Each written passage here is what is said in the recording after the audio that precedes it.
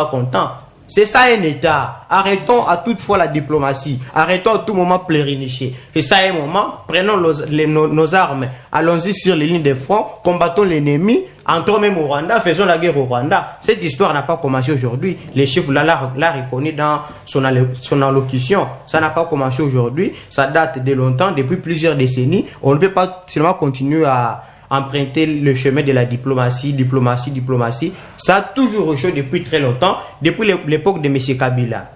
Quand le M23 a apparu en 2009, si j'ai une bonne mémoire, on a contré Joseph Kabila à faire les mixages et les brassages, prendre les éléments du M23, les intégrer dans l'armée nationale. Mais voilà les nez du problème. Jusqu'à présent, c'est ce qu'il il y a, selon de certaines sources, qui dit que au début de l'ère Tshisekedi, il y a encore des accords qui ont été signés entre le mouvement rebelle et le gouvernement congolais. Entre autres, le M23 aujourd'hui, s'ils sont en train de faire leurs menaces à chaque fois, c'est tout simplement parce que la partie congolaise n'avait pas respecté les accords qui ont été signés récemment à Kenya avec les représentations de groupes armés. Non, à Kenya, la partie congolaise n'a pas signé un communiqué sous prétexte que les rebelles du M23 doivent être intégrés à l'armée nationale non plus.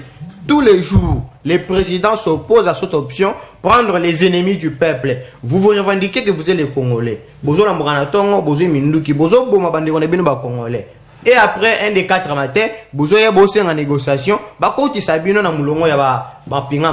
mais ça ne peut pas se faire comme ça. C'est pourquoi les chefs refusent. Même abiso na ba erreur automona série à M. Kabila ya kosa la ba brassage ba mixage kozo ba rebelle à M23 kokoti sa bango na armée. Les chefs s'est farouchement opposé les chefs de l'État à côté kala kosa la ngote. Yango nozo mona réponse militaire kalami ezoya, on va en finir une fois de plus avec cette histoire de M23 sans pour autant passer par les mixages et les brassages. Merci beaucoup. Là, c'était sûrement le premier volet. On a essayé un peu de répondre par rapport au discours du chef de l'État. Mais si seulement on pourra encore aller parler de la guerre en RDC. Nous sommes en 2022. Déjà le mois de novembre. D'ici là, décembre,